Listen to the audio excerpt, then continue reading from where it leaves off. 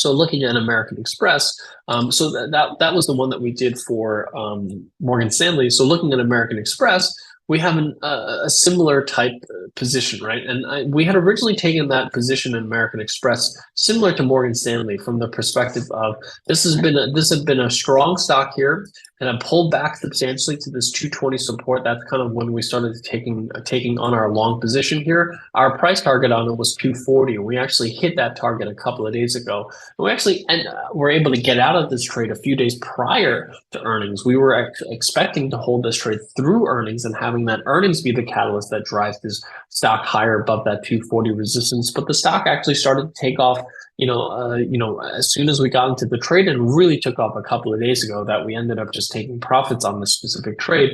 But what you have is absolute strength and relative strength going into the earnings announcement, which is going to be tomorrow morning. So if we had not taken this trade and you were taking a brand new trade in American Express, these are the things that you would want to see going into the earnings season: relative and absolute strength that align with each other, right? Because many times you can have stocks that are trending higher, right? So for example, notice how this period of this stock, right? It was trending higher. And this might not be the best example, but generally speaking, you will see sometimes where the stock is trending higher, but the relative strength is actually moving flat or even slightly moving lower, right? And what that's telling you is that even though the stock is moving higher, it's not moving higher any faster than the rest of the market. And sometimes you can be moving higher and be very deceptive because maybe the markets are up 10%, but the stock's only up 5%. So this is a stock that's actually underperforming the market. And that's incredibly important, very important information going into the earnings announcement, because if you're thinking to yourself, oh, the stock's up 5% over the last month, great, this is a positive bullish trend. But then you realize that the market is up 10% in that same amount of time, and this stock is underperforming the market, then other investors or the market participants are telling you something. That's information that's important to understand, because that's saying that the rest of the market is buying the stock slower than they're buying the rest of the market, meaning their outlook on the stock is not particularly positive. So that's why relative strength is so important when you're thinking about going into earnings season, because it tells you how other people are thinking, not just whether the stock is trending higher or lower. Okay. And then lastly, what you need to do is you need to, at least for me, I need to also at the same time justify it from a fundamental perspective. And that, generally speaking, comes down to a few different metrics that I look at. And for those of you that follow me on our research that we post every single Monday morning, you know that we posted American Express as a research idea a couple of weeks ago when we laid out a trade idea just like this, where we look at the technical picture and then we also look at the fundamentals. And what I'm generally looking at is the valuation and the growth rates and the profitability of the stock, right? Because valuation is simply a function of how fast the company is growing and how profitable the company is, right? Those are the two main factors that go into valuations. There are other things as well, but at a high level, those two things explain a good percentage of a company's valuation. The faster the company grows, the higher the valuation. The more profitable a company is, meaning for every dollar they make in revenue, what percentage of that did they turn into a net profit? That also is a huge component of valuation. The more profitable a company is at extracting profits from their revenue, the higher the valuation. And vice versa. The slower the growth rate, the lower the valuation, the lower the margins, the lower the valuation. So what you generally, once you start looking at those two metrics in conjunction with the valuation, you start to get a feel for what is an appropriate valuation for the given expected growth rate of that specific company. So American Express at the time was expected to grow EPS at about a 14% growth versus and revenue growth of about 8.69%. Okay, so that's the expectation in terms of revenue growth. Now, remember what we looked at here before. What was the earnings season expectation going into this particular year over year? Was 8.9%. So the average S&P 500 stock is expecting to grow revenues by about 9%, expecting to grow revenues by a little under 5%. In this particular case, American Express was expected to grow about 14%, right, in terms of EPS.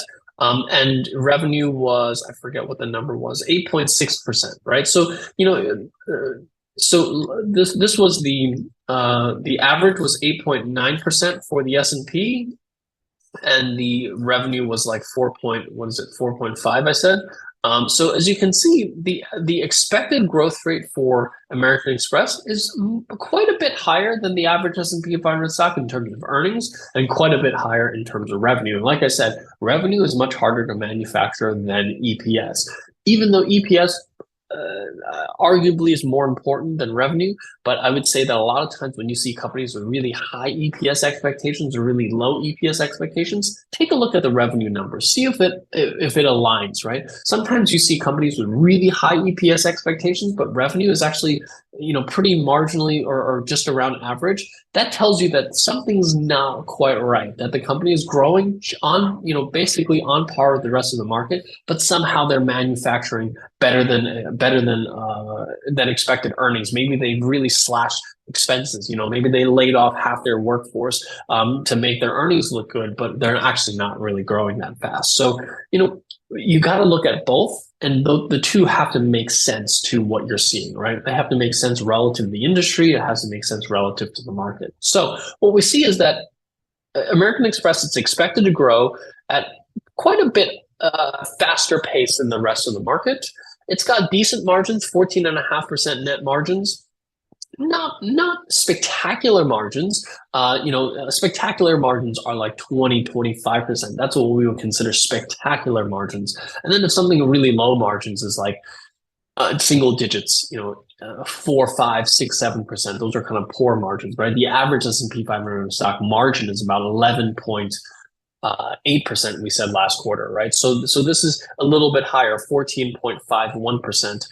So higher than average margins, higher than average growth rates, yet it's trading at a multiple of only 19 times forward earnings. We said the average S&P 500 stock is trading at 21.5 times earnings. So you're talking about a stock that's trading nearly a 10% discount from a valuation perspective relative to the S&P 500, yet it's growing at a pretty healthy pace, higher than the average S&P 500 stock. It's got margins that are higher than the average S&P 500 stock. And this is an overall positive outlook for the valuation, right? Meaning if you're buying American Express stock at $250, you're paying a valuation that's cheaper than the average S&P 500 stock, with an outlook that's actually better than the average S&P 500 stock. Does that make sense, everyone? Please type 4 into the chat window if that makes sense to you.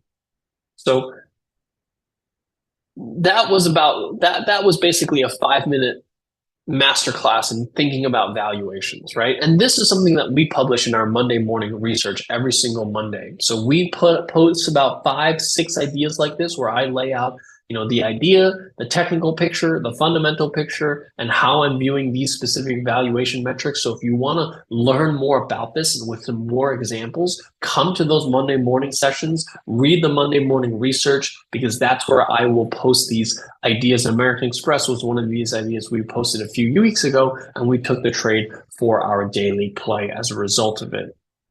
But that is, generally speaking, the thought process that I look at. And there's no exact science to how to do this, but you start to get a feel for this after the fact, right? And and as I talk through this, what I'll do going forward is I'll actually post what is the average, or what the market's expecting from the S&P 500, and you can use that to gauge, is this stock growing faster or slower than the average?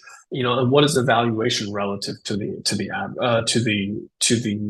average?